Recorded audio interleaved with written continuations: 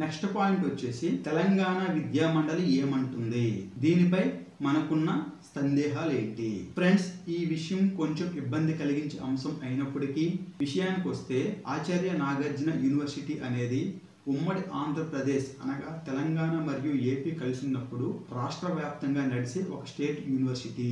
అప్పుడు UGC guidelines ప్రకారం ఎటువంటి ప్రాబ్లం లేదు. కానీ 2014లో రాష్ట్రం విడిపోయిన తర్వాత ఏఎన్యు అనేది కేవలం ఆంధ్రప్రదేశ్ పరిధిలోకి మాత్రమే వస్తుంది. అంటే తెలంగాణ రాష్ట్ర పరిధిలోకి రావడం లేదన్నమాట. కాబట్టి తెలంగాణ ప్రభుత్వం చెబుతున్న మాట ఏంటంటే 2014కి ముందు ఏఎన్యు దూర విద్య సర్టిఫికేట్స్ అన్ని చెల్లుబాటు అవుతాయి. కానీ రాష్ట్రం విడిపోయిన తర్వాత యూజీసీ రూల్ అమల్లోకి వచ్చిందని, మేము నిబంధనలు మాత్రమే అమలు చేస్తున్నామని, అందుకే ప్రస్తుతం ఏఎన్యుకి సంబంధించిన స్టడీ సెంటర్స్ అన్ని తెలంగాణలో మూసివేశామని, లేదంటే విభజన చట్టం 2014 ప్రకారం 2024 వరకు కొనసాగించేవారమని చెప్పినట్టు వార్తలు వచ్చాయి. అవును, వారు చెప్తుంది కరెక్టే. యూజీసీ నిబంధనలు కూడా కరెక్టే. ఇది 100% నిజం. కానీ విద్యార్థుల నుండి వస్తున్న కొన్ని ప్రశ్నలు ఏంటంటే,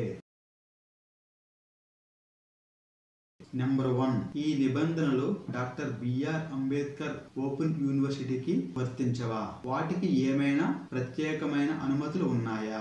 నెంబర్ 2, తెలంగాణ రాష్ట్రంలో స్టడీ సెంటర్స్ ఎప్పుడు క్లోజ్ చేశారు? రాష్ట్రం ఎప్పుడు విడిపోయింది?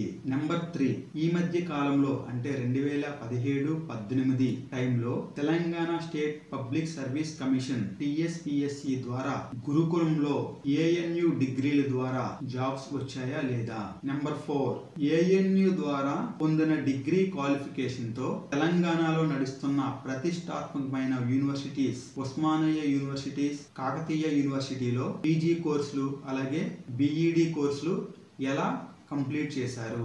వారికి అడ్మిషన్స్ ఏ బేస్ మీద ఇచ్చారు? ఫ్రెండ్స్, ఇవన్నీ నా నెక్స్ట్ పాయింట్ లో డీటెయిల్స్ గా డిస్కస్ చేద్దాం. ఇక్కడ కొసమెరుపు ఏంటంటే, ఎక్కడ మనకి అఫీషియల్ గా ఏ సర్క్యులర్ గానీ ఏ పత్రిక ప్రకటన గానీ ఏమీ లేదు. అక్కడ చూసాము, ఇక్కడ చూసాము, ఫలానా న్యూస్ పేపర్ లో వచ్చింది, ఫలానా వాళ్ళు చెప్పారు, ఇలాంటి వార్తలు వింటున్నామే తప్ప అఫీషియల్ గా ఏ సర్క్యులర్ ఎక్కడా లేదు. కాబట్టి ఇలాంటి విషయంలో మనం కొంచెం అలర్ట్ గా ఉండాలి. నెక్స్ట్ పాయింట్ వచ్చేసి ఉమ్మడి విద్యా చట్టం ఏం చెబుతుంది? ఫ్రెండ్స్, ఏపీ రీఆర్గనైజేషన్ 2014 పారా నెంబర్ 9 సెక్షన్ 95 ఆర్టికల్ 371D ప్రకారం విద్యార్థులందరికీ నాణ్యమైన ఉన్నత విద్యకు సమాన అవకాశాలు అంటే సమానంగా ఉండేలా చేసేందుకు వారసుడు రాష్ట్రంలోని విద్యార్థులందరికీ నాణ్యమైన ఉన్నత విద్య అవకాశాలు, ప్రస్తుతం ఉన్న ప్రవేశాలు అన్ని ప్రభుత్వం లేదా ప్రైవేట్, ఎయిడెడ్ లేదా అన్ఎయిడెడ్ ఉన్నత సాంకేతిక మరియు వైద్య సంస్థలో ఆర్టికల్ 371 కింద అందించబడిన విద్య 10 సంవత్సరాల వరకు అలాగే కొనసాగుతుంది. ఇక్కడ గుర్తుంచుకోండి ఫ్రెండ్స్, 10 సంవత్సరాల వరకు అలాగే కొనసాగుతుంది.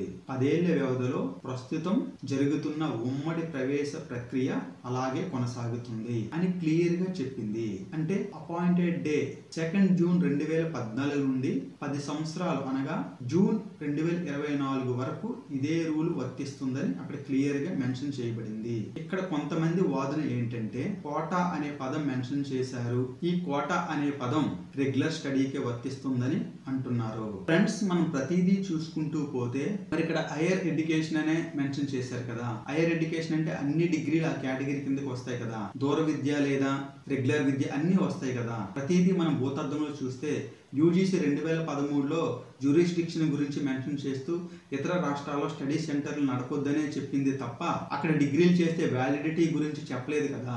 ఇది యూజీకి యూనివర్సిటీకి మధ్య ఉన్న హెడేకే కదా.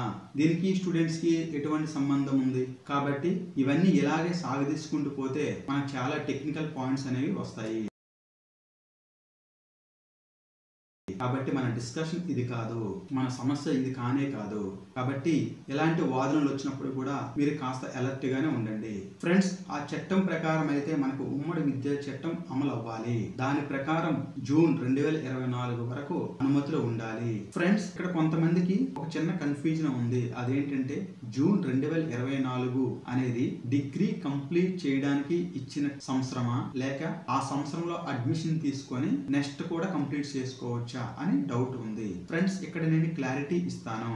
యూజీసీ నిబంధనల ప్రకారం 2024 జూన్ వరకు మనకు టైం ఉంది.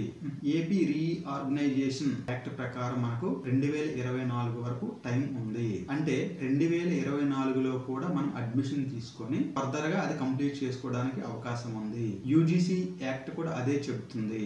ఇక్కడ ఇయర్ ఆఫ్ అడ్మిషన్ అనేది ఇంపార్టెంట్. ఫర్ ఎగ్జాంపుల్, నేను 2023లో అడ్మిషన్ తీసుకున్నాను. నా వ్యక్తిగత కారణాల వల్ల నేను 2026లో కంప్లీట్ చేయలేదు. నాది 2028లో కంప్లీట్ అయ్యింది అనుకుందాం. అప్పుడు యూజీసీ ప్రకారం నాది వ్యాలిడ్ అవుతుంది. సో 2024 జూన్ కన్నా ముందు మనం అడ్మిషన్ తీసుకుంటే అది యూజీసీ నామ్స్ ప్రకారం వ్యాలిడిటీ అవుతుంది. ఎవరు కన్ఫ్యూజ్ అవ్వకండి.